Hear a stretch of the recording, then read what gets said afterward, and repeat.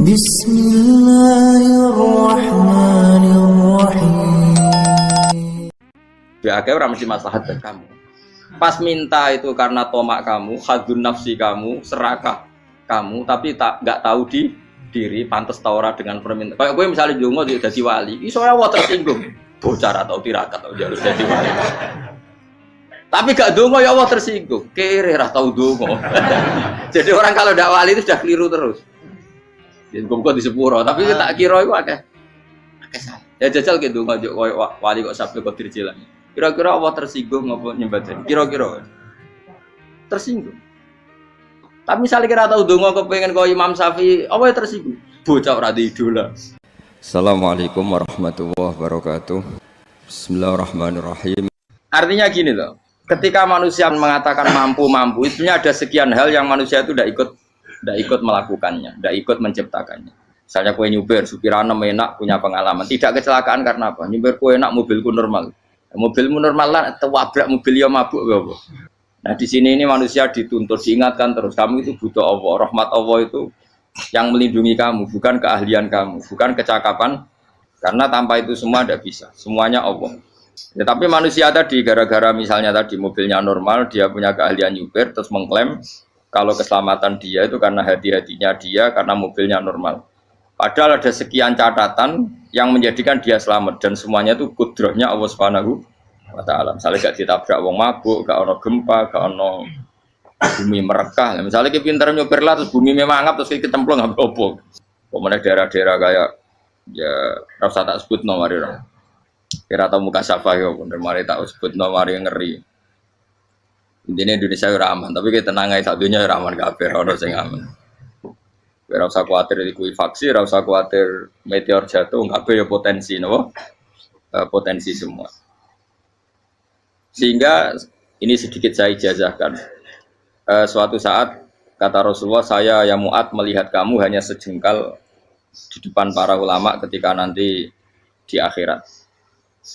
Terus Mu'ad tanya, Rasulullah tanya, kenapa kamu hanya satu jengkal dengan derajatnya para ulama ketika sowan Allah? Terjawabnya Mu'ad, kamu punya amal apa? Terjawabnya Mu'ad, ya Rasulullah, saya tidak pernah melangkahkan satu kaki, kecuali saya tidak pernah yakin apa bisa melangkahkan kaki yang satunya. Dan saya tidak pernah mengunyah satu makanan, kecuali saya juga tidak pernah yakin apa bisa menelannya. Dan saya tidak pernah bernafas satu nafas, kecuali saya tidak yakin apa bisa nafas berikutnya. Saking dia tergantung ta'aluk semuanya sama kudrahnya Allah Subhanahu wa Ta'ala. Kalau kita ini kan sok. Kalau makanan sudah di depannya kayak pasti bisa makan. Kalau dia sudah sehat jalan seakan-akan pasti bisa meneruskan. Padahal 0, sekian detik gue melaku dihantam mobil ya selesai. Misalnya stroke ya selesai, tidak bisa jalan.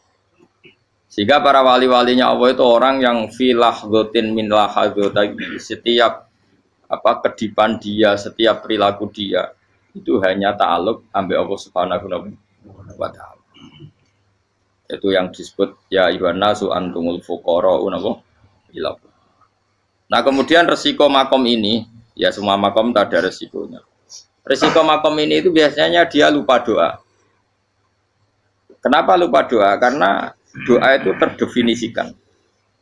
Tak wari ilmu hakikat terus rungokno wis ra paham lah tak ulangno. Ya resiko ilmu saya ingatkannya. Ilmu itu kan ada dua. Ada ilmu yang karena didefinisikan. Dan itu akhirnya menjadi masalah. Sebenarnya ilmu itu tidak perlu definisi. Kedua ilmu yang kita rasakan.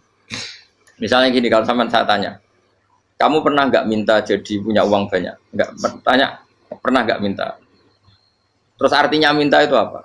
Terus kita mendefinisikan, menengadahkan tangan, bilang ya Allah, saya minta uang banyak, saya minta ingin beli mobil. Itu namanya apa?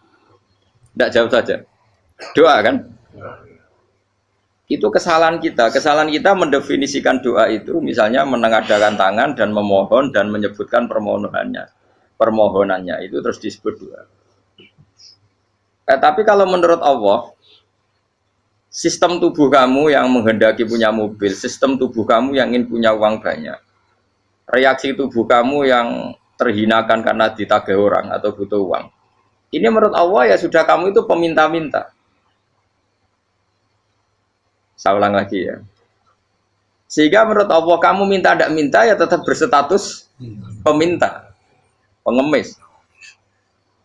Nah, orang-orang yang sudah wusul, meskipun itu kondisional ya, tidak selalu. Itu ya dia pikirannya mengadahkan tangan apa ndak ya sama saja tubuhnya merasa minta. Sehingga dia tidak perlu mengekspresikan minta. Nah, terus orang yang fikih bilang seperti itu tuh sombong, wong kok gak tahu dungo. Sebetulnya keliru vonis orang fikih. Bagaimana mungkin dikatakan sombong? Dia reaksi tubuhnya, elemen tubuhnya sebetulnya meminta. Dia tidak berkategori meminta karena ilmu kadung didefinisikan kalau minta itu yang seperti ini. Itu kan lama. Nanti kalau suatu saat Indonesia yang kuasa itu terlalu NU atau terlalu yang tidak NU, lama-lama ada definisi. Misalnya yang dikatakan tahlilan itu apa? Ya bid'ah, Nabi tidak pernah tahlilan. Sahabat tidak pernah nahlilin Nabi. Malah ngajak kaji Nabi jadi tahlil. Mana nih tahlilan jalukno sepuro mayit, kaji Nabi jalukno sepuro. Sehingga dengan tradisi itu tahlil itu masuk definisi bid'ah. Karena nggak pernah dilakukan sahabat dan para tabi'in.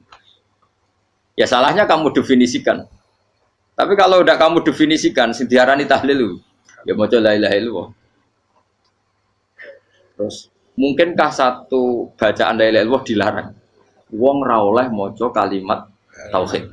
Jadi misalnya tahlil iku nafatno kalimat tauhid. Mau ketok ora ngara iso dilarang tapi nak tahlil iku mitung dinane mayit kaya budo, sangane kriminal. Enak. Ya sudah seperti itu. Makanya banyak orang salah itu karena ilmu kadung didefinisikan. Nah, definisi itu sebenarnya tidak mengikat dalam banyak hal. Ini penting saya utarakan. Ya karena seperti itu. Makanya itu masalah-masalah besar antara kita dan firqah-firqah yang lain. Masalah ahli sunnah, terus masalah yang lain-lain. Memang ya sudah seperti itu. Ya saya ulang lagi ya. Ketika Nabi Ibrahim mau dibakar Namrud, itu masyhur cerita itu. Dan kemudian jadi Nabi namanya Habib Syah. Habib Syah itu sebetulnya hanya ngutip Habib Abdul Haddad. Jadi syair itu sebenarnya ada di Diwanul Haddad. Apa? Diwanul Haddad. Diwanul Haddad itu syair-syair Abdul Haddad ketika beliau usul, beliau mukasyafah. Terus bagian dinyanyikan Habib Syah terus jadi populer. Saya ulang lagi ya. Tubuh kita, misalnya kamu lapar, perut kamu kan mereaksi minta makan. Andaikan kamu itu Tuhan, kan kamu tahu bahwa perut kamu itu minta makan. Tanpa kita bilang, ya Allah saya minta makan, Allah tahu kalau reaksi tubuh kamu minta makan. Sehingga orang yang tidak minta pun asal makomnya makom yang ikror, mengakui kalau dia butuh, ya namanya sudah minta.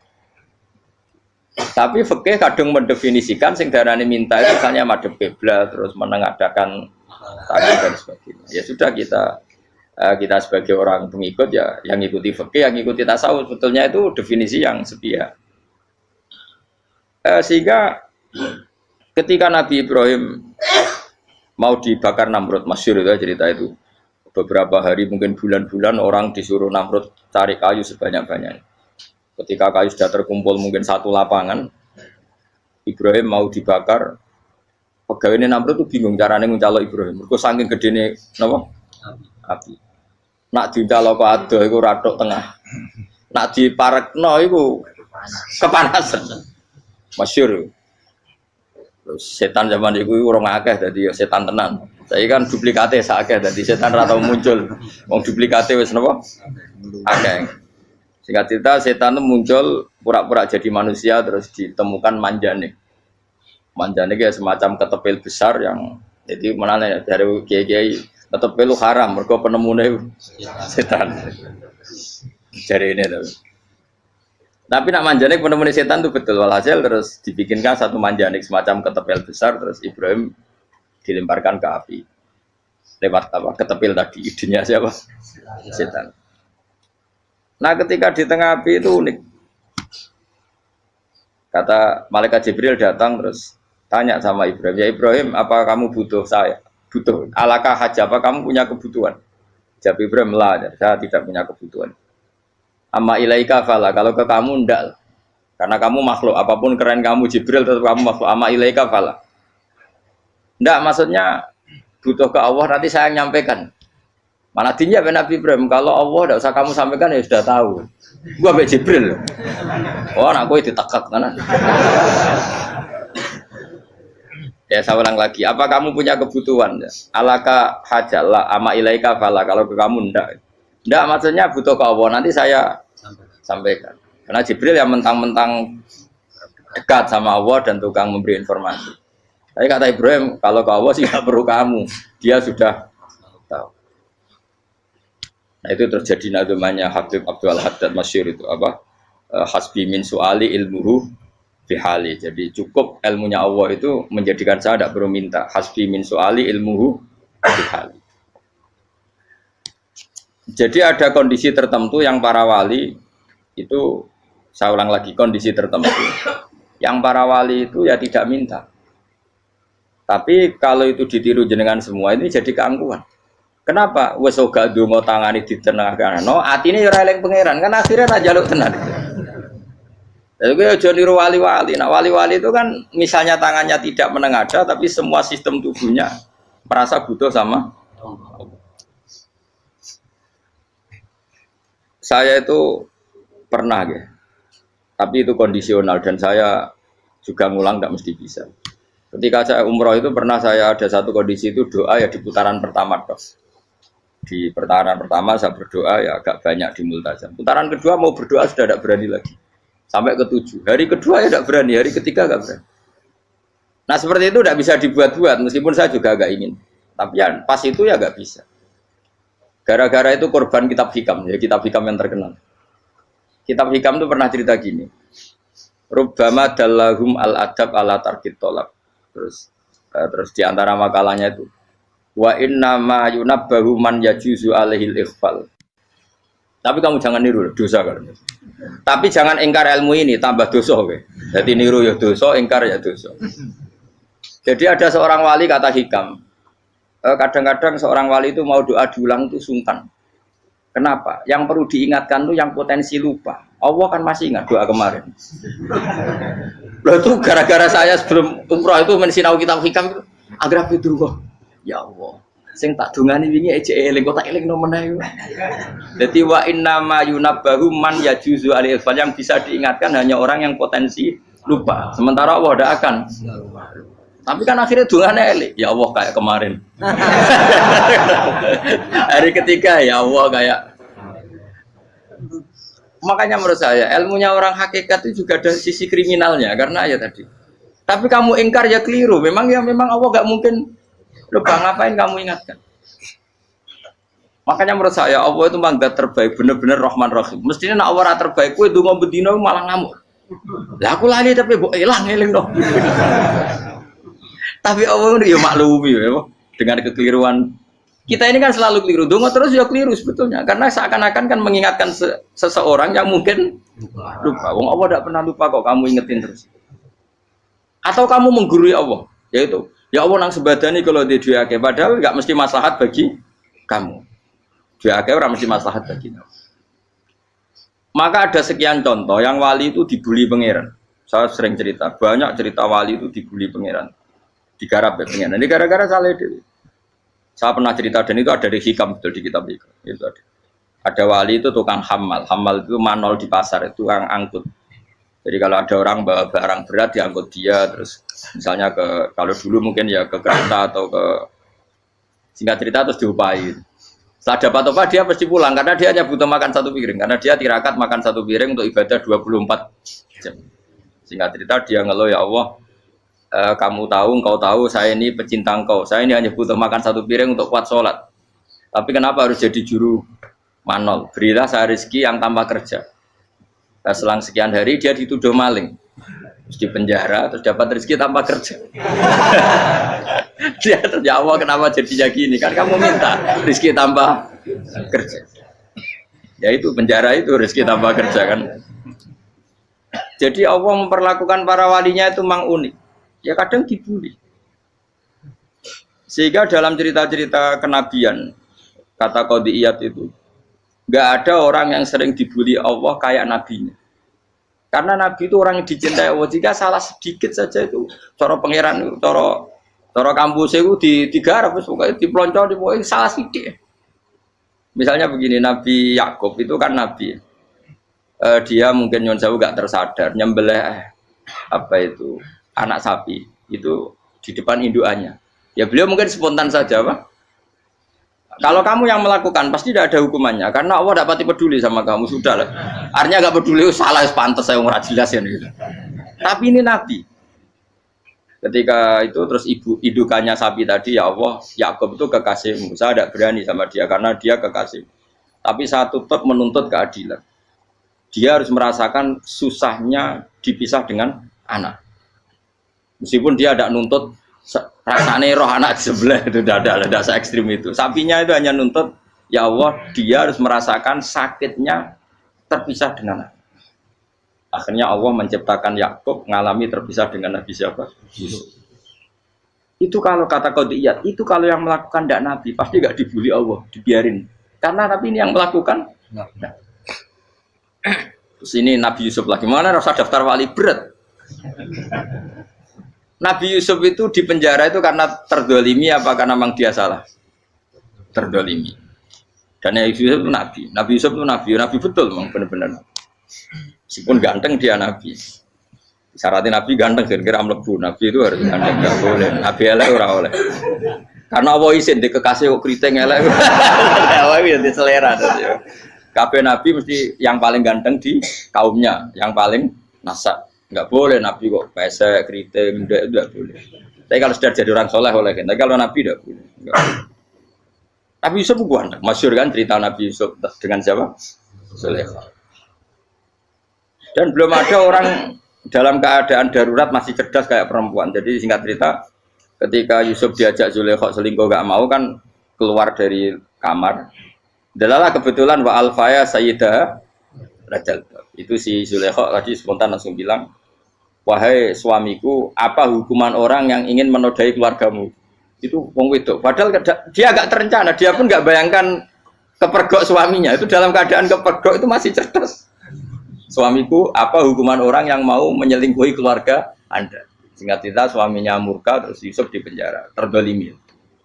Ketika dipenjara, kemudian Yusuf punya keahlian mentakwil apa? Mimpi. Kan tadi suaminya Zulaikha itu tidak sampai raja ya, kira-kira PM atau menteri. Raja itu punya mimpi yang bisa nakwil itu hanya Yusuf. Singkat cerita, terus utusan raja datang ke Yusuf dan takwilan Yusuf terbukti benar. Tapi Yusuf ini seorang nabi, saya ulang lagi Yusuf seorang nabi, dia tapi ya manusia. Bilang gini ke utusannya, coba bilangkan ke raja kamu, di penjara ini ada orang yang di penjara secara terzalimi, yaitu saya. Tolong laporkan ke majikan. Itu Allah tersinggungnya itu bukan main. Nabi kok lapor makhluk. Itu tersinggung. Nah, kowe kan gak piye-piye. Kowe ngajono proposal ya ora piye-piye. Wis pokoke Allah mek kowe wis ra piye-piye. Wong sumben swargane ya ora langsung wae ngono. Pokoke kira-kira kan sudah enggak perlu ditegur. Makanya fa'an sahu syaitanu dzikra rabbi fala bisa fi sijni bid'asi. Maka Allah mentakdirkan utusan raja tadi itu lupa melaporkan peristiwa Yusuf ke raja tadi. Sehingga raja enggak pernah dengar kalau ada orang di penjara karena Allah tersinggung. Wong kowe ku nabi kok lapore ambek penguasa. Ngono tok iku wis Allah tersinggung. Karena dia nabi, enggak boleh nabi lapor makhluk. Jadi Allah itu dengan nabi itu sangat-sangat sensitif. Sangat-sangat sensitif. Ya begitu. Terus cerita yang terkenal, meskipun ini enggak ada di Quran, Nabi Musa. Nabi Musa itu pernah sakit gigi karena dia mentang-mentang kalimullah, orang yang sering komunikasi dengan Allah, minta ya Allah tolong tunjukkan obat gigi saya itu apa. Singkat ini sama Allah dikasih tahu, kamu ngunyah suket ini gitu. Rumput ini kamu kunyah nanti pasti sembuh. Karena resepnya dari Allah ya pasti mujarab, kan enggak ke dokter. Singkat cerita dikunyah terus sembuh. Suatu saat dia sakit gigi lagi, enggak konsultasi lagi karena masih punya resep tadi, kopian apa? Resep. Dia datang nyari suket yang sama dikunyah tambah sakit. Tanya sama Allah, ya Allah ini kan resepnya yang sama, kenapa tambah Sakit. Kata Allah, kamu itu kekasihku. Ora nak sing ngobati ku aku ra suket sembrono. Semenjak itu Nabi Musa ra pernah resep lagi sudah. Andekan tuh kamu, pasti Allah juga gak tersinggung. Makanya kata Qadiyat, kenapa para nabi sering ditegur itu bukan karena Allah murka, nabi itu beda.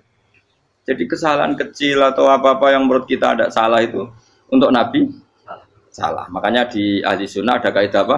Mimba bi hasanatil abror sayyi'atul muqarrabin. Pernah dengar kaidah apa? Mimba bi hasanatil abror sayyi'atul muqarrabin. Sesuatu kalau dilakukan umumnya orang itu hasanah atau kebaikan, tapi kalau dilakukan para nabi itu salah. Karena apa ya? Saking dekatnya dengan Allah. Saya ulang lagi apa? Mimba bi hasanatil abror sayyi'atul muqarrabin. Jadi nabi itu beda. Nah, para nabi itu orang-orang yang ngalami fikir yang doa resmi kayak siapa tadi? Definisi fikir ya sering. Kayak definisi orang tasawuf yang sering.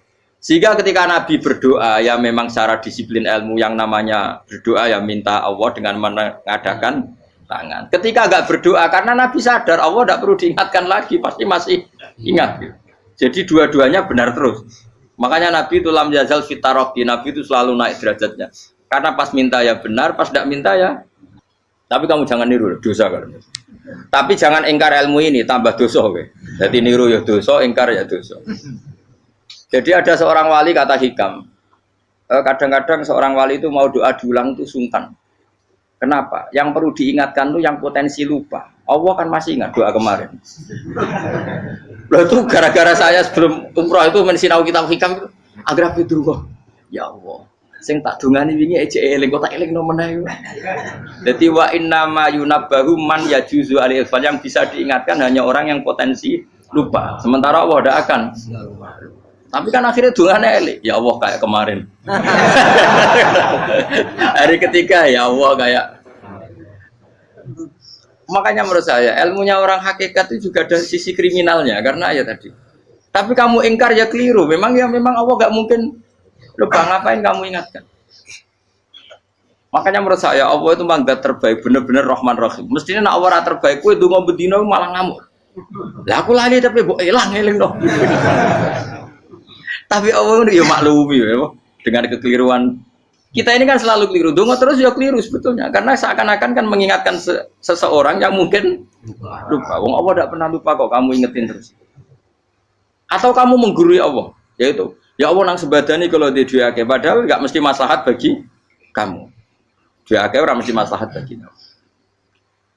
Kalau kamu turun terus, pas minta itu karena tomak kamu, hadun nafsi kamu, serakah kamu, tapi nggak tahu diri, pantas taura dengan permintaan. Kayak gue misalnya jongo jadi wali, iso Allah tersinggung, bocor atau tirakat atau harus jadi wali. Tapi gak dongo ya Allah tersinggung, kere ra tau dongo. Jadi orang kalau ndak wali itu sudah keliru terus. Jadi kok di sepuro, tapi tak kira itu akeh salah. Ya jajal ke dongo wali kok sabtu kok dirjelang. Kira-kira Allah tersinggung ngopo nyembadani? Kira-kira tersinggung. Tapi misalnya kira tahu dongo kepengen kau Imam Syafi'i, Allah tersinggung. Bocah ora di idola. Terus piye Gus? Piye kadung salah biasa wis. Wis bakat salah no. Bakat salah. Ini sedungane sing gampang ae sing mesti bener. Rabbana dzalamna anfusana wa lam taghfir lana wa tarhamna lanakunanna minal khasirin. Saya pernah punya kitab dan kitab itu menurut saya luar biasa. Bahkan ketika adu buli itu, adu cara mahasiswa itu kayak pelonconan itu. Nabi sama Nabi pengiran didu dan itu sekali yang satu salah melakukan disiplin ilmu pengiran itu degradasi. Dan Allah memang mengancam gitu. Kalau kamu melanggar ini, la ahbiton min diwanin nubuwah. Nanti la amkuan min diwanin nubuwah. Kamu saya hapus dari buku kenabian. Tes-tesannya ya lucu. Biasanya begini. Kata Nabi Musa kan ditanya. Ketika dia khutbah ditanya orang. Siapa orang paling alim ya Nabi Allah? Sekarang orang paling alim itu siapa? Nabi Musa jawab, saya kan. Ya itu Allah tersinggung karena wong kok mletene ngono. Tapi andai kan Nabi Musa kok jawab Fauzi itu salah, oh tambah salah meneh. Atau enggak Pruhen, malah salah meneh. Tapi jawab Musa ya salah. Saya Gusti, saya kan. Orang paling alim siapa? Saya. Allah memperingatkan Musa, ada seseorang yang lebih alim ketimbang kamu. Coba kamu harus ketemu dia. Ketemu dengan cerita ketemu Nabi siapa? Khidir. Terus dalam 3 sesi ini, 3 babak ini buli-bulian. Nabi Khidir itu dalam 3 babak ini selalu kelihatan salah. Di antaranya adalah cara sekarang ya mungkin di gonjak sepeda motor atau perahu kalau dulu yang menggratisi dia numpangi sepeda motor malah spionnya dicopot gitu. Spionnya dicopot, dirusak. Tapi Musa kan sudah digratisin malah rusak yang motornya yang apa? Menggratisin. Nabi Khidir masih tenang. Kamu tidak paham. Ya, Nabi Khidir mesti tidak kamu tidak paham.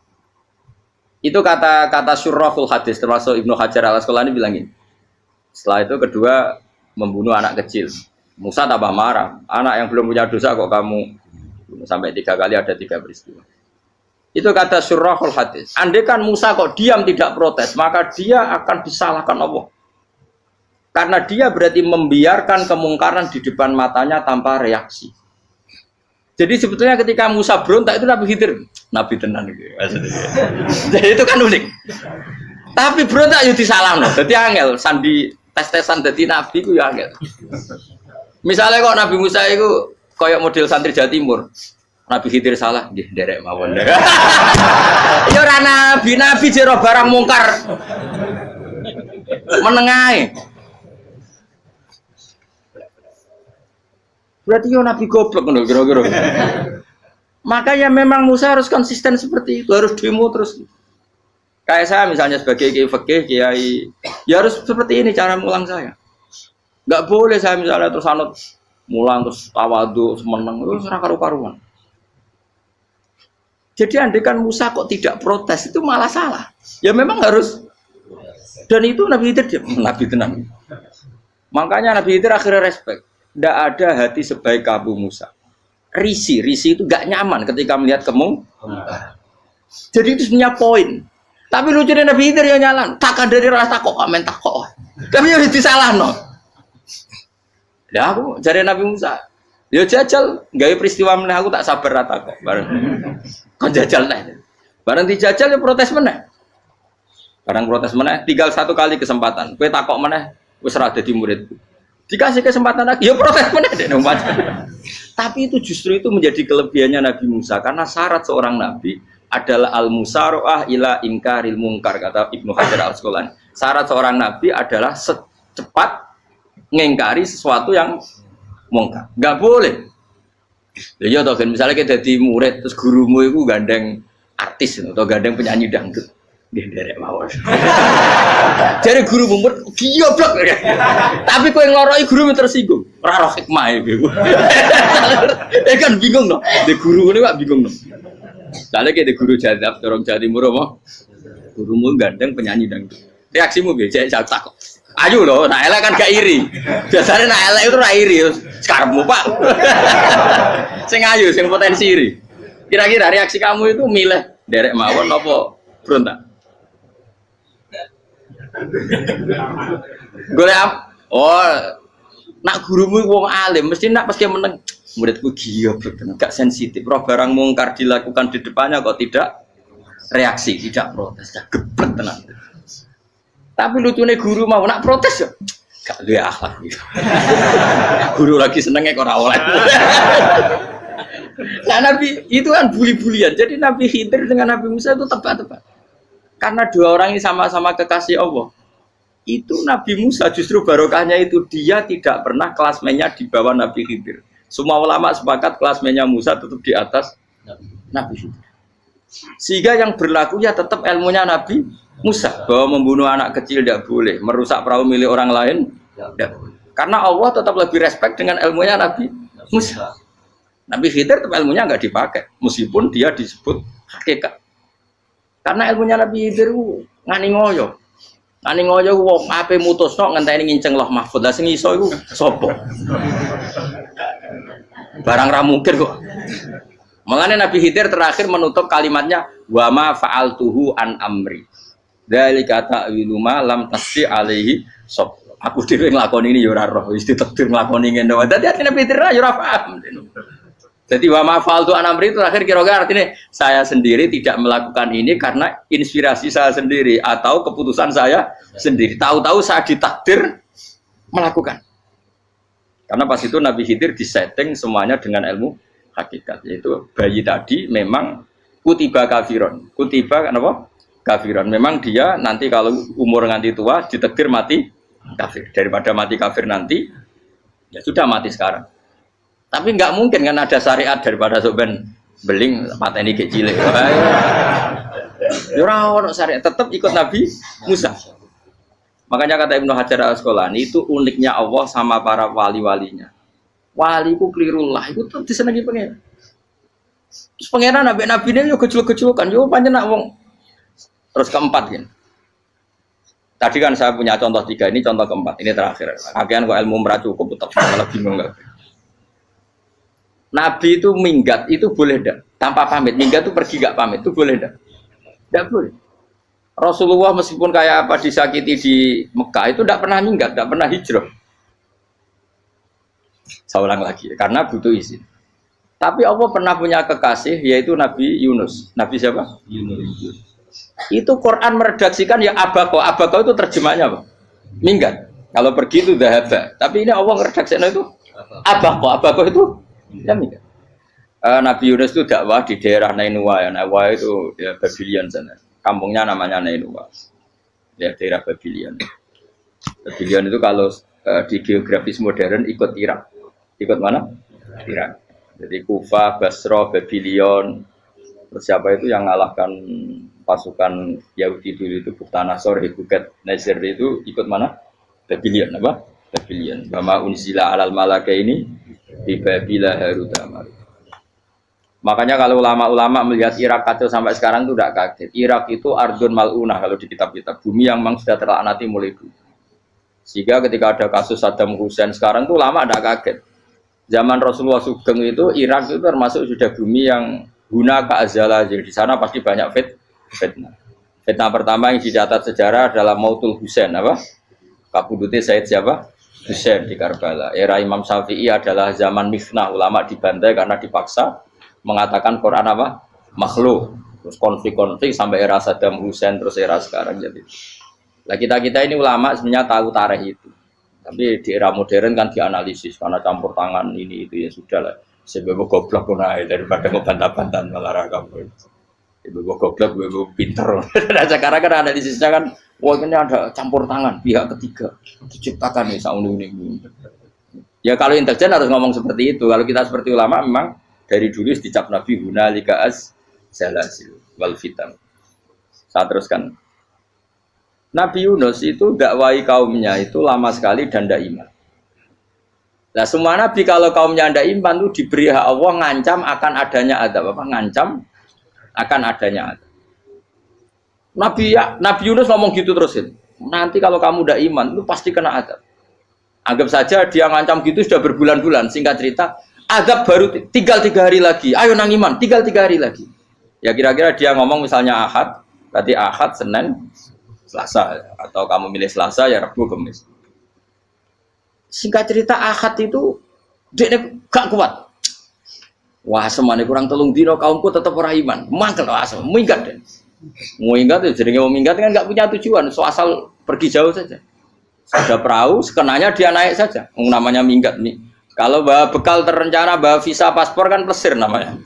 Jadi minggat itu ya gak, ya sekenanya gak persiapan. Singkat cerita sampai ikut perahu nelayan tadi terus zaman itu ya ada mitos kalau ada gelombang yang nggak wajar pasti ada orang minggat. Terus ditanya siapa yang minggat, Nabi Yunus kan orangnya jujur saya katanya. Ya sudah yang minggat harus dicemplung gitu. Ya, terus ada yang agak baik ya jangan gitulah. Ini kan kita semua butuh selamat. Judi dulu. Terus judi satu lagi ketemu Yunus. Coba mungkin salah udahnya judi lagi ketemu sampai 3 kali ya ketemu Yunus. Makanya fasahama fakana minal mudkhadis diuji dia kalah kemudian tenggelam. Fal taqamahul khutu wa huwa mulim. Terus dia diuntal ditelan oleh ikan nun. Nah, di situ ikan nun digambarkan saking besarnya itu. Dan ini uniknya Allah sama kekasihnya. Sudah Allah menyalahkan tapi unik. Ikan ini kan itu sama Allah dikasih instruksi. Kamu nggak boleh makan dia. Dia kekasih saya. Terus ketika di tengah di perut apa? Ikan, dia kegelapan. Terus Nabi Yunus cita-citanya satu, ya Allah, kalau saya sumpah kiri saya tidak bisa baca tasbih. Akhirnya sama Allah disulap perut ikan itu jadi masjid. Jadi dia di dalam perut ikannya santai saja tetap wiridan, santai. Fana ada fi dzulumati alla ilaha illa anta subhanak inni kuntu minadz. Ya dia santai aja wiridan karena perut ikan bagi dia adalah masjid. Ya dia disalahkan Allah karena abako tadi minggat hijrah tanpa pamit. Tapi juga dibela-belain Allah, ikan tadi tidak boleh nelan. Ini perlakuan Allah sama orang yang bikin. Tapi karena dia Nabi uniknya apa? Dino Ahad itu kaumnya do nginceng omah Nabi Yunus. Rame-rame nginceng. Lucunya cara nginceng gini. Nak Yunus neng omah berarti bodoh nih. Wong omah ono adab kok dene tengok. Barang dinceng Nabi Yunus tuh gak ada. Oh tenan ono adab. Mulane wonge rawani neng omah. Itu uniknya pangeran. Jadi umpama dekne ra minggat yo salah. Umpama dekne ora minggat berarti kaume jare apa ono adab ono gempa bumi likuwi faksi kok dekne ning omah. Lah nek ono tenan ra mlayu, nyatane gak mlayu. Dadi mbok Allah didesain minggat. Tapi nek minggat yo disalahno Nabi yo ora pamit. Makanya masyhur saya itu punya kitab karangannya Habib Alim Alamah, mbah-mbahnya Habib Anis, Habib Ali bin Husain yang ngarang apa? Ali bin Muhammad bin Husain karang yang Simtud Duror itu diantara doanya gini. Tapi jangan tiru loh, berawali pun. Aku rawani niru, cuma saya hafal secara ilmu, tapi saya tidak berani. Waj'al sayyiati man ahbabta. Ya Allah, jadikan kesalahan saya itu kesalahan orang yang kau cintai. Terus pokoknya salah lagi jadi pengiran kadung seneng, salah lagi sampai wae wong seneng. Waj'al sayyiati man ahbabta. Terus kayak gue lah dimanja wong tuamu, anak paling disayang. Salah wae lucu. Kok cah cilik? Kowe seneng cah cilik. Salah wae. Lucu. Mecano gelas ya lucu, tiba ya lucu. Tibane cah tuwek-tuwek. Bocah jelalatan, mulane tiba. Nah itu barang kau nginceng omahe Nabi Yunus gak ono wong. Wah, berarti adab mau turun betul. Andai kan adab tidak jadi turun, pasti Nabi Yunus berani di tenang. Wes. Barang mulai malam Kamis, adab itu sudah kelihatan. Ada puting beliung, ada apa, sudah jelas pasti ada adab. Kaum yang lapangan tobat finish. Secara bal-balan menit-menit apa? Terakhir. Wah itu abis pengen ditompo tobatnya. Wes gak sido tak adab bang kue tobat. Singkat cerita Nabi Yunus hari ketiga atau apa dia selamat. Pakai versi yang umum saja. Selamat. Faltaqamaul hutu bahwa falaula annahu kana minal musabbihin la bi batni la yaumi yubasur. Akhirnya dimuntahkan sama ikan don tadi terus dia keluar. Barang keluar tanya-tanya kabar gimana kabar kampung Nenuwa baik-baik saja. Tabar awani mulai karena dia tahu kalau orang bohong itu dihukum mati. Padahal dia bohong katanya Kemis itu ada adab ternyata kampungnya baik-baik. Padahal baik-baiknya karena mereka jadi masyarakatnya nyari dia karena mau iman. Si nabinya agak berani pulang karena nanti dihukum mati. Aku pangeran nabi kekasih itu dia. Pangeran ya bully itu. Oh itu gue beda-bedaan. Wong kekasih pangeran. Aku ora dipito langsung diadab. Jadi pangeran kekasih gue beda ora koyo. Akhirnya Yunus rawani mulai. Wah nak mulai aku disiksa. Perkara nih kalau pembohong itu dihukum mati. Masyarakat yang golek tenan, mergo nalem Kemis ku ono azab tenan. Cuma terus do tobat. Disebut falaula kana qaryatun amanat fanafa'aha imanuha illa qauma Yunus lamma amanu kasyafna anhum adzabal khizyi fil hayatid dunya. Enggak ada kampung yang saya adab kecuali kasil tak adab, kecuali kaum Nabi Yunus. Aku wis meh ngadab lho, pas menit terakhir peta adab tobat. Akhirnya ra sido jare pangeran. Iku kaum Nabi ten.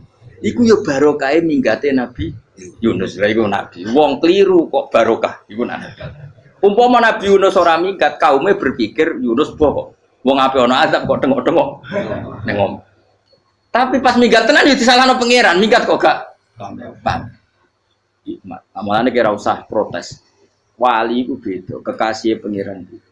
Itu sama dengan sing dialami Rasulullah sallallahu alaihi wasallam ning Sulhul Hudaybiyah. Semua perjanjian itu salah secara hukum fikih. Bukan salah lagi, sangat salah cara ukuran fikih. Sehingga semua sahabat itu protes kecuali Abu Bakar As-Siddiq. Cuma semuanya omong Umar, tapi semua sahabat aslinya ya. Coba di antara perjanjian gini. Pertama kan enggak biar sampean enggak terlalu jadi teroris, enggak terlalu jadi ekstremis. Memang ya rasa jadi teroris, ya rasa terlalu jadi teroris. Semua itu mungkin, Kang. Ning dunia semuanya mungkin.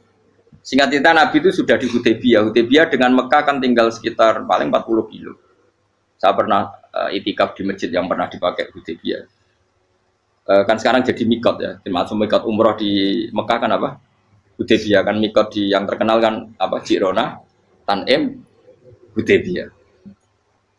Itu perjanjiannya tuh gini. Perwakilan dari Quraisy namanya Suhail bin Amr, siapa? Suhail bin Amr. Perjanjiannya gini, Muhammad kamu tidak boleh masuk Mekah. Kamu boleh masuk Mekah itu tahun depan. Padahal Nabi sudah bilang ke para sahabatnya, ayo kita umroh. Dan diberi hak umroh. Tapi setelah sekitar 40 kilo masuk Mekah, dicegat sama orang kafir Quraisy. Lah, Nabi sakit tenan.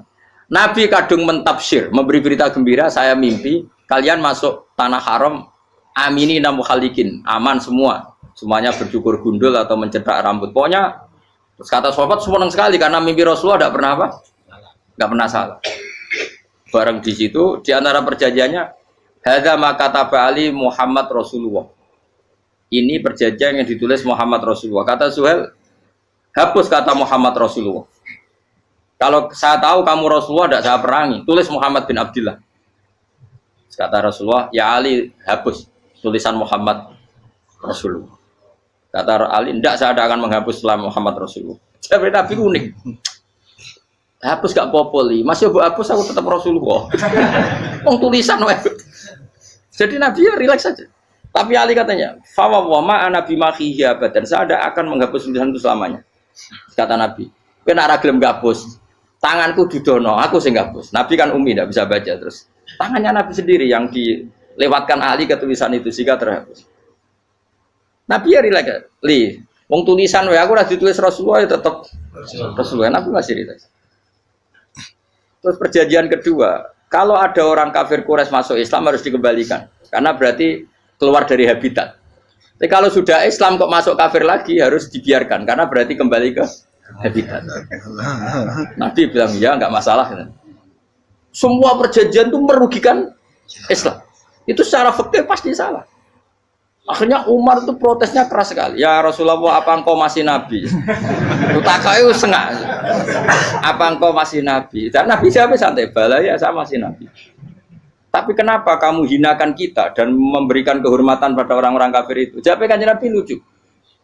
Ya agama iki wae pangeran. Masih aku perjanjian ning ngono kok pangeran sing angkat agama iki tenang wae. Kanjeng Nabi kuwi perjanjian mek manusa gampang. Jadi Nabi itu saking imannya Allah tetap yu'izzu hadzal-din. Allah pasti memuliakan ini agama. Apapun perjanjian yang diciptakan manusia. Makanya bapak saya, Mbah Mun guru saya itu ngaram-ngaram tenan mikir Islam. Islam mbok pikir haram, ono sing duwe. Ben ngono. Dunia rusak kok apa ben, tetep Islam itu mulya. Rasa mbok pikir wis keliru-keliru lah perjanjian dunia keliru lah. Lo coba Uni Soviet kayak apa hegemoninya? Kayak apa kuatnya Uni Soviet? 100 tahun mengkooptasi Uzbek, Tajikistan dan tapi apa bisa menghilangkan keimannya orang Uzbek Ceknya? Ketika Uni Soviet bubar langsung malah negara-negara itu jadi persemakmuran yang negara apa?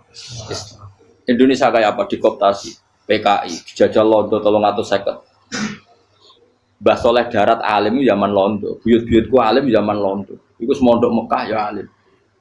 Zaman PKI ada wong alim. Saiki ayo, zaman Islam Nusantara apa ono sing alim koyo. Itu Islam menarik zaman wis di regani negara, zaman rung dinegani negara iku wis mul. Karena ini agama milik Allah. Punya ketahanan yang luar biasa. Sebenarnya dari Nabi tentang perjanjian salah lah, Mar. Gak apa-apa. Inna wa ta'ala a'azza hadati. Inna wa ta'ala la yudhi'u dinahu wa la yudhi'u. Pokoknya pangeran bakal ngembar agamanya orang masalah perjanjian keliru lah. Perjanjian ketiga itu semuanya merugikan Islam. Tapi apa kata Abu Bakar ketika protes Nabi gak dijawab, datang ke Abu Bakar. Menurut kamu gimana? Jawab Abu Bakar lucu. Makanya ini menunjukkan makanya kenapa ahli sunnah berkeyakinan afdhalus sahabat itu siapa? Abu Bakar. Jawab Abu Bakar. Wes samar, perjanjiannya keliru lah, wes keliru lah. Kayak gremeng-gremeng santai gremeng. Tapi la tadkhul bainahu wa baina habib. kamu jangan masuk wilayah yang itu hubungannya orang yang terkasih sama kekasihnya. Wes gak masuk akal lah semuanya menengah. Ya sehingga ya sudah Allah. Ternyata nah perjanjian keempat ini yang agak Nabi hanya minta gini toh. Itu saya turuti semua, tapi saya minta satu hal kata Nabi. Bolehkan diskusi tentang Islam terbuka. Makanya diskusi terbuka itu baru kata Nabi. Jangan larang orang mendiskusikan Islam. Itu dok mintanya. Oke, dari Suel, diskusi wae pikirannya Suel kan, diskusi wae. Enggak masuk Islam, diskusi. Jangan larang orang yang membicarakan Islam secara terbuka. Ada kata terbuka. Dari Suel, oke, enggak masalah. Itu dok, yang itu pun enggak jelas menguntungkan Islam apa? Enggak. Akhirnya apa yang terjadi? Darun Nadwa, tempat-tempat pertemuan, cara sakniki gedung parlemen. Semuanya itu diskusi. Sajane Muhammad itu sapa? Konsep Islam itu. Dan semua yang cerdas juga. Sajane ya bener Muhammad. Nyembah watu ya pancen giok tenan. Pancen yo goblok tenan watu kok di. Terus nak Yahudi. Yahudi ora bener pisan, Nasrani ora bener pangeran atau. Wah diskusi. Suwe-suwe hasil diskusi sepakat. Pancen yo tetep bener Muhammad. Tetep bener Muhammad. Akhirnya hasil diskusi itu akhirnya mereka membatalkan perjanjiannya sendiri. Perkara ini baru kayak apa? Malah Nabi ketika Bali di Medina, Umar sempat protes ning dalam. Oke ya Rasulullah, saya nerima konsep Anda, tapi saya menyisakan satu pertanyaan. Jadi jenengan niku ana ayat sing nurjukna la tadkhulunal masjidal haram insyaallahu aminina muhalliqina ru'usakum. Lah kok nyatane ra sida mlebu Mekah, malah kita terusir kembali lagi ke Medina. Lha iku Nabi yang agak lucu ngendikan. Mar, ning ayat iku ra gak ana taune. Apa ana ayat iku taun iki sing ngatene taun iki ra kowe. Jadi Nabi iya ora ana taune ya. Ora ana taune kok tauni dhewe kan kira-kira. Ayat itu kan gak ana taune, Umar ae sing GR nafsiri tahun ini. Wong awam suatu saat kamu akan masuk Masjidil Haram. Tapi kan gak ana taune ayat itu. Apa di ayat itu ada tahunnya Umar dan Allah bilang tahun ini ya enggak, ya sudah kalau gak ada tahunnya ya pokoknya mesti kapan-kapan terjadi. Tapi ora saiki. Kayak sugih rugen kan gak ono taune, ora iso. Mau aku ndongakno sugih tapi kan tanpa tahu. Iso suwi.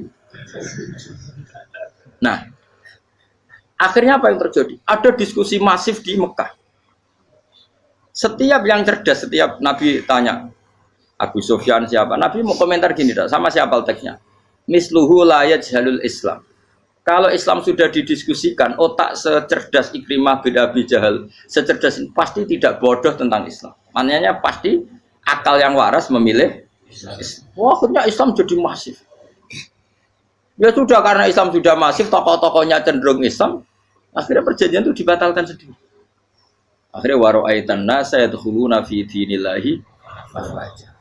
Akhirnya mereka berbondong-bondong masuk Islam. Itu artinya apa? Nabi itu gaya perjanjian cara fikih keliru wae, cara fikih cara zahire keliru wae, tetap barokah karena punya hubungan khusus dengan Allah Subhanahu wa taala. Makanya la tadkhul bainahu wa baina habib. Itu kan kayak ya sudah seperti itu. Di pangeran makanya Sayyid Ali itu Sohibu Simtiduran nak donga di antara doanya waj'al sayyiati man ahbabta. Jadikan ya Allah kesalahan saya kesalahan orang yang engkau cinta. Karena ulama nyontono ngene, saiki Nabi Adam ambek iblis itu padha salah itu. Enggak jawab. Padha salah, iblis itu salah bodoni Nabi Adam salah. Dilarang mangan wit khuldi tetep mangan. Mau trimo rayuane sinten? Iblis. Tapi wong piye-piye pangeran ku seneng Nabi Adam. Sediluk diusir bar sumajtabahu rabbuhu fataba alaihi wa bar langsung Adam urung metu ka swarga wis diwarai. Damke kepengin tak sepuro nggih tak warai dongane. Iblis tak diwarai. Makane kena donga. Wong dadi ngene ke ya pokoke wong disenengi ku menangan. Lan kaya aja donga iku kowe ora bakat wali biasa wae mau iki cerita. Ya sudah seperti itu. Ya, tapi emang ya sudah seperti itu. Nabi Adam itu orang pati keusir tenan, itu fatalah ko Adam Rabbi kalimatin fatabah. Jadi orang terlalu jauh dari surga. Kemana lagi pas pertama medun ke bumi, sampai awal diwarai beberapa kalimat sing dadekno di sepuro. Kau waj'al sayyiati man ahbabta. Ini penting kalau atur. Namanya wilayah-wilayah kenabian itu wilayah yang kita tidak pernah tahu detailnya, tapi kita yakin Nabi itu para kekasih Allah. Dan agama Islam itu juga agama paling diridhoi. Maka di zaman apapun, kecewa apapun dengan perjanjian dengan negara maupun dengan dunia, Islam tetap dihormat pangeran. Wis ora usah kuat. Mikir Islam ku keliru. Nangit mayo oleh nak mikir keliru. Agamane pangeran kok pikir. Saya masyhur. Sayyidina Umar itu kan khalifah paling sukses masalah futuhat. Di masalah apa? Futuhat. Dan Ibnu Umar setiap jalan-jalan itu dibully sama orang-orang. Ya Ibnu Umar, mbok ya kamu itu minta sama bapak kamu supaya dia nyebut penggantinya siapa. Atau bikin suksesi lah. Jangan kok dia khalifah sukses kemudian tidak jelas juntrungannya. Kan dia tetap mati suatu saat. Saking gak kuatnya Abdul bin Umar, nya matur, ya Abah, engkau harus suksesi. Siapa ya pemimpin setelah jenengan? Lah kenapa? Orang-orang bilang kalau ada orang misalnya penggembala kambing terus ditinggal gelanggang itu dianggap dosa karena kambingnya pasti kocar. Apalagi ini urusan umat. Kamu tahu-tahu mati sebelum sesi ini pasti kacau. Umar langsung marah. Agama Islam itu gak sama dengan kambing kata Umar. Agama Islam agamanya pangeran, mesti diurusi pangeran. Aku mau khilafah, aku mau sukses. Ben aku rasa mikir, engkau ora diurusi pangeran. Jadi Umar itu justru sangat hormatnya sama Islam itu dengan cara gak mau mikir Islam. Gak mikir berarti gak khidmah ya, tetap mengkhidmati Islam. Seperti saya ini kan yang khidmati Islam lewat mulang. Tapi aku ora tahu mikir nasib Islam. Islam ora kondang piye. Ditinggal Abu Bakar melaku, Umar melaku. Wali Songo mbek kowe rak mulya Wali Songo. Saiki durus mudin yo mlaku, durus KUA yo mlaku. Durus mubalek sing kadang matre ku yo mlaku. Berapa kiai sing dadi oknum perkara proposal? Ya agama yo. Wong bapak udah konco kiai ku mudin, anake mondok. Bareng saking suwene dadi mudin, zaman iku mudin urung untuk gaji negara. Anake njuk dhuwit muni spontan. Cung ora ono mati kok njuk dhuwit. Mergo nek ora ono mati ra entuk rezeki. Cung ora ono mati kok njuk dhuwit. Ngono iku agama ya ora piye-piye juga. Mergo agama iki diurusi Allah. Ayo nabi palsu ben kira wae mulai Musailama sampai Musotek sampai Lia Eden. Kurang lagi.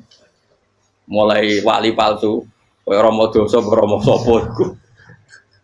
Woi ono kabeh ora masalah. Uni Soviet kayak apa mengkooptasi ceknya Uzbek. Akhirnya ya kalah Uni Soviet. Saiki ceknya Uzbek jadi negara apa? Islam. Kayak apa? Donald Trump, Islamfobia. Tapi sekarang orang Amerika malah berbondong-bondong masuk apa? Islam kaya. Mbok pikir malah Islam konsepi malah rusak. Mergo terus di metodologi. Harusnya penyebaran Islam itu begini. Harusnya mbahmu kira pangeran kok muni harusnya.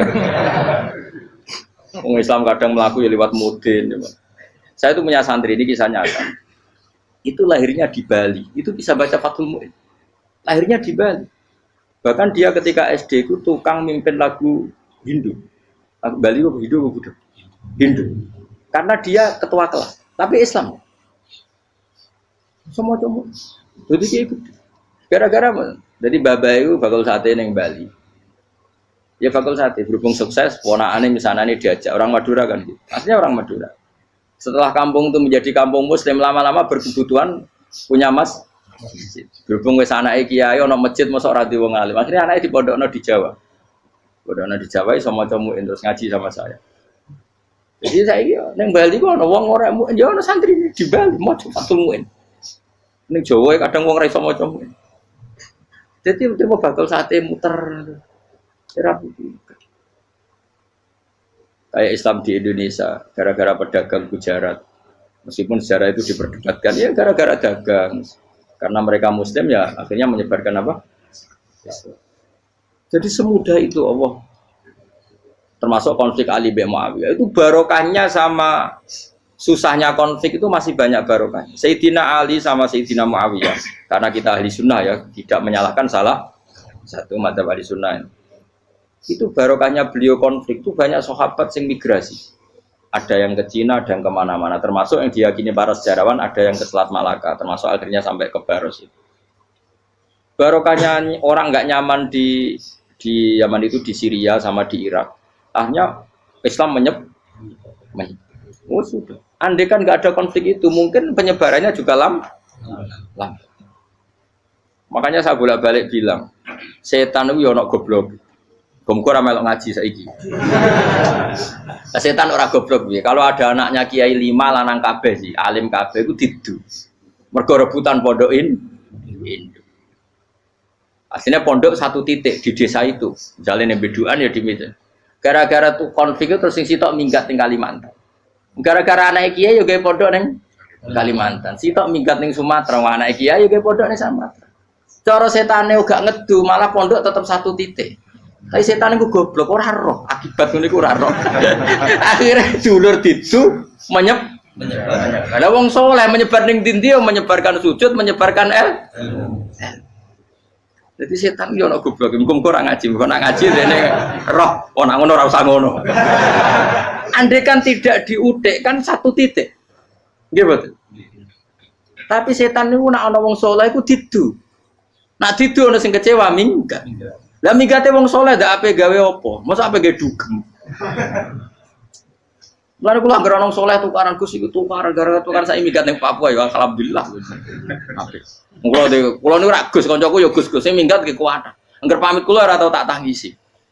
Nuwun kok minggat to bener. Mingate Gus ndak ganti piye. Paling yo gawe podok kok gawe apa. Lah setan nganti saiki belum tahu. Mulane muga-muga ora roh. Jadi artinya nak pangeran ngersakno iku segampang itu. Lo coba di Ponegoro kan konflik sama keluarganya yang dulu ada yang mungkin sebagian pro Belanda. Neng Sulawesi ya tetap gawe napa? Pon. Engko ning gone wis pokoke angker ning dindi. Wali Songo ya. Sunan Kalijogo agak pati cocok mbek buyut Sunan Kudus. Rapati cocok akhirnya dakwah ning kidul di daerah kene. So akhirnya ono ya mono dakwah rong khatam terus dadi Islam macam-macam. Serasa terus no. Tapi ya barokah iku ana Islam tok Tingkir, tok Solo, tok Jog. Cara rapati tukaran ya Sunan Kalijaga men ngewangi Sunan Kudus, Sunan Bonang ning gone. Berhubung barokah tukaran sithik-sithik ya. Jadi bahasa saya itu buyut-buyut itu Sunan Kudus itu luwih dukung Arya napa? Penangsan. Sing Kalijaga dukung wong kene itu. Stowijoyo. Pokoknya kurang usah terus-terus. Pokoknya saya ngomong Jogja diulang Kudus. Buyut-buyut keluar itu yang Kudus. Serau usah dijero-jero. Yang jelas barokah. Mau meratukaran ya utak-utak yang pantura. Barokah tukaran ya dong. Jadi itu. Tapi ora usah terus nangono tukaran barokah ora usah meningon. Pokoknya nak pengen sing ngersakno kabeh baro. Tapi ora usah diciptakan. Ono suami istri pegatan terus. Ya kadang ya baru kasing wedok untuk bojo luwih bener. Akhirnya alhamdulillah saiki bojo wapian. Padahal sing lanang tau GR, mak pegat iso apa ya piye malah ape. Iku pangeran. Makanya mikir Islam yo mikir. Sekarang kan ndak orang terlalu semangat Islam terus dia konsep Islam harus menguasai negara, akhirnya memaksakan jadi pemimpin. Jadi Islam harus kultural. Akhirnya kejauhan Islam. Muat Islam kudu kaya, jebule kedunyan deknane. Islam kudu fakir, bebas hisab, kefikiran akhirnya buruh Cina. Justru kakean konsep wis mari kuwajib. Lah ya ana sing wah Islam kudu sugih, nek sugih ben kuat. Jebule bareng sugih kedo.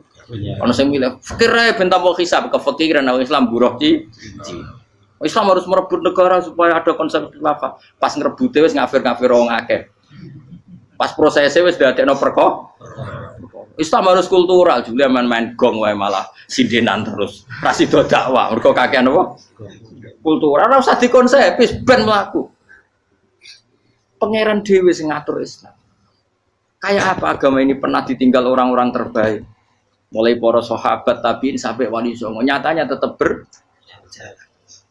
Iku nunjukno agama ini diurusi Allah Subhanahu wa taala. Napa khidmah wae. Kayak saya yang mengkhidmati Islam. Khidmah itu berbakti memberi pelayanan pada Islam. Tapi ora usah ngrasa mimpin apa Islam, apalagi membuat konsep untuk Islam. Justru konsep kita ini nanti yang merusak. Karena tadi ngendikan ulama-ulama wa inna minal ilmi la jahlan. Kadang ilmu itu tetap melahirkan kebodohan. Kenapa? Ketika ulama ditanya innalil ilmi tuhyanan katuhyanil mal, karena ilmu itu punya keangkuhan, kelacutan kayak lacutnya harta. Misalnya gini, saya seorang faqih. Ditanya sesuatu yang tidak mendesak pun saya jawab hanya karena mempertahankan kredibilitas saya sebagai seorang faqih. Padahal jawaban saya itu malah bahaya bagi Islam. Misalnya gini contoh gampang.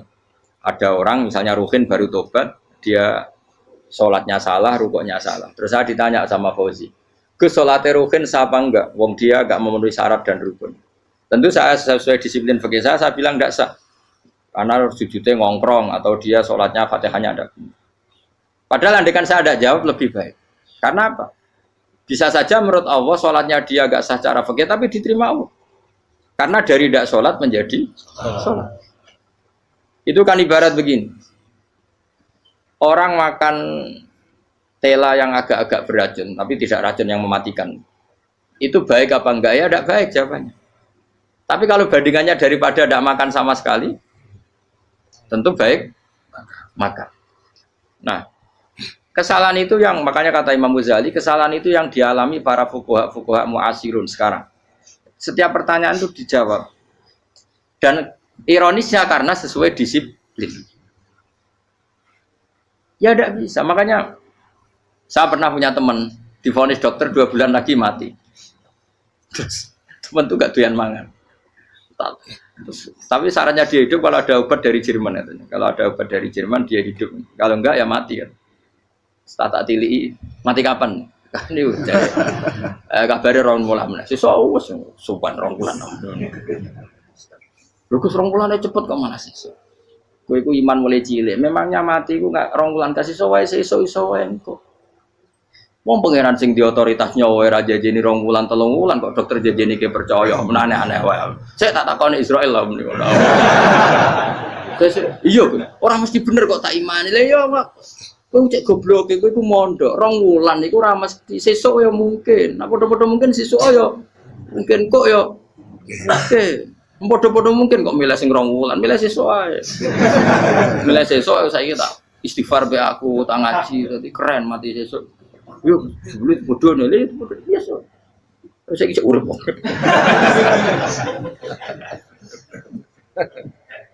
Ya karena tadi sesuatu yang enggak otoritasnya itu kita ini kan jadi orang aneh. Agama mulai dulu mengajarkan kita beribadahlah kepada Allah seakan-akan kamu mati besok. Nak kowe santri tenan tanpa diancam mati 2 wulan iku nak ibadah kok mati sesuk 2 wulan iku kesuwe. Lho kula nganti saiki perasaan kula nggih urip sedina. Mulane kula di dhuwit 200.000 cara kula nggih kathah. Urip nganti sesuk ya di dhuwit 200.000 aki ya. Ana wong butuh dhuwit akeh mergo nyongkone urip suwi. Ilang. Kita ini butuh. Makanya kula suwun-suwunnya anut para nabi dan kalau ada kesalahan para wali, para nabi, itu kesalahannya apa? Mimba bi hasanatil abrar sayyiatul muqarrabin. Jadi nabi itu karena hubungannya dengan Allah sangat apa?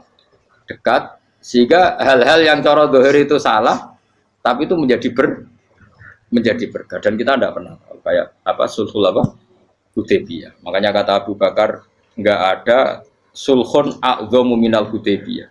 Enggak ada perdamaian yang lebih afdal ketimbang Hudaybiyah. Makanya saya itu termasuk ulama yang setuju, misalnya di McGill di Amerika atau di Kanada itu kan ada Islamic Studies.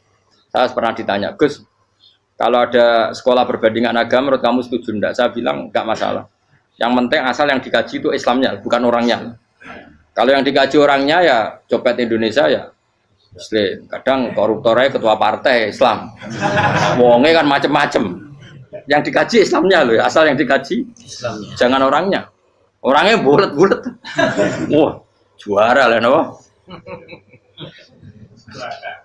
Juara. Karena pikiran saya niru Hudaybiyah. Ketika Islam didiskusikan secara masif, tetap yang unggul itu Islam. Makanya Rasulullah minta, enggak apa-apa, semua perkara saya setujui, cuma jangan larang orang mendiskusikan Islam. Artinya di Mekah, di Darun Nadwa, di pojok-pojok kampung, di perapatan-perapatan orang tanya, sebetulnya Muhammad itu maunya apa? Terus mereka ada yang bilang, ya Muhammad kepinginnya wong nyembah pangeran.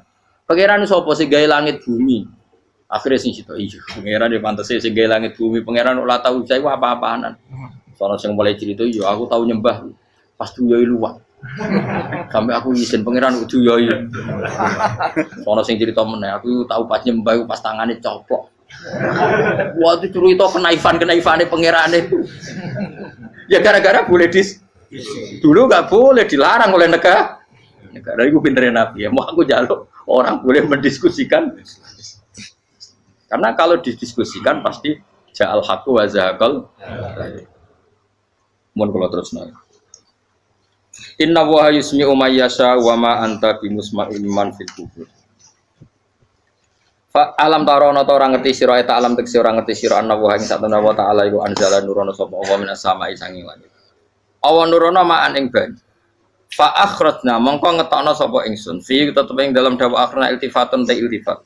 Iltifat itu pindah anil ghaibati sanging dhamir ghaib. Mestine kan fa akhraja, tapi dadi napa? Fa akhrajna. Harusnya kan Allah menurunkan hujan dari langit kemudian Allah mengeluarkan beberapa buah. Tapi diganti apa? Fa akhrajna. Kemudian kita Allah maksudnya. Kami Allah menurunkan bihi sebab anane mak samarat ing boro-boro buah. Mukhtalifan ingkang warna-warna apa alwanuha pira-pira warnane samarat. Maksudnya Allah ingin menunjukkan kekuasaan. Sekarang orang sama-sama dari sperma. Ada yang kafir, ada yang mukmin, ada yang kriting, ono sing bangir, ono sing elek. Anggap aja kayak buah. Buah itu dari tanah yang sama, dari air yang sama. Kemudian melahirkan buah yang beda. Memangnya misalnya buah sing kecut ya ning bumi Indonesia. Pinggirnya ditanduri pelem manis yo ning bumi Indonesia. Mestinya kan kalau buminya sama kan nak kecut kabeh, nak manis. Tapi ternyata enggak. Allah bikin buah yang macam-macam rasanya, macam-macam warnanya dari tanah yang satu, dari air yang satu. Itu kenapa gitu? Ya saking kudrahnya Allah, saking kekuasaan Allah. Mustalifan khali warna-warna apa alwanu habra-habra warnane samarot ka afdoro kaya dene ijo. Wa ahmarolan abang wa asfarolan asfar. Asfar itu agak kekuningan, wa irial lan yane kabeh.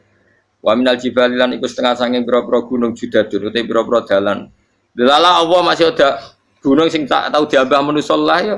Delala ada desain alam yang paling layak ada ya selalu ada yang layak dilewati jam wujuda tori konteks dalan fil gunirihi lan liyane napa jabal. Bidon kang putih-putih.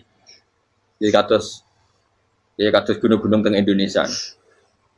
Nah didelok wado kemudian ada jalan mesti nyelirit ketok putih wa khumrun lan ana sing kemerah-merah ron ke kuning-kuningan ya mukhtalifun ingkang beda-beda alwanuha apa pola warnane judat fil jibal bisidati ana sing terjal wa filan ana sing kropos yes kaya gunung-gunung itu kan ana sing apa cengkramane ku enak berarti sidah ana sing napa dari tanah sing napa kropos wa gharabi busud lan pira-pira watu kemloso ya kuna manane kemloso watu besar sudun kang ireng-ireng atfun ala judat suhur nek boro-boro watu syadidatu sawati kang banget ireng. Artinya gini loh. Intinya misalnya bumi itu dari apa? Kita tidak pernah tahu. Kalaupun tahu, kita tidak bisa mengendalikan. Nyatanya bumi warnanya macam-macam, buah-buahan ya macam-macam. Iku nunjukno kabeh iku kudrahe Allah Subhanahu wa taala. Yuqalu den ucapno kaciran kang akeh aswadu tur banget ireng hirbibun wa qalilun hirbib aswad. Niku bahasa mawon guys, pokoke wong Arab niku biasa ireng banget, ireng jelinteng. Lah ngeten. Nah niku wong Jawa lho, nek muni ireng banget misal ireng jelinteng. Pokoknya wis ireng disifati sesuatu yang mempertegas apa? Kehitamannya. Wa minan nasilan setengah sing manusa wa dawabilan pira-pira napa kewan. Walanami lan pira-pira raja kaya. Jadi kalau dawab itu mulai melata ya dawab, mulai kodok ya dawab. Nanti mulai kewan apa saja itu dawab. Kalau an'am itu lebih yang agak terhormat kayak apa? Kambing, kayak unta, sapi itu masuknya apa? An'am. Mukhtalifun utai sing beda-beda apa alwan pira-pira warnane iki kabeh. Ya kadalik kaya warnane pira-pira kewan. Pira-pira tanduran. Jadi maksudnya ngeten nih. Kalau sampai angan-angan misalnya sapi putih, engko tahu-tahu dia anak rodok kemerah-merahan, engko dia anak ke hitam dari mani yang sama. Dulu-dulunya misalnya enggak Gus, kalau hitam itu pasti babanya ada yang agak hitam. Senajan toh sekarang pas bapaknya, indukannya, ibunya sudah putih. Tapi tetap aja asal usulnya dari satu. Ya tetap asal usulnya dari satu. Sekarang jadi variasi banyak, tetap asal usulnya satu. Nah, kok sampai beda-beda itu kabeh kekuasaane Allah. Kastila visi mari kaya dene bedane boro-boro buah wal jibali lan Yang memahami itu semua tentu ulama. Innama yakhsyallaha min ibadihil ulama. Innama yakhsam sini wedi banget Allah iku Allah min ibadi sing boro-boro kaulane Allah sapa ulama boro-boro ulama. Assalamualaikum warahmatullahi wabarakatuh. Sahabat beriman yang dirahmati Allah Subhanahu wa taala, demikianlah yang dapat kami sampaikan. Semoga dapat bermanfaat untuk kita semua. Wallahu a'lam bishawab. Wassalamualaikum warahmatullahi wabarakatuh.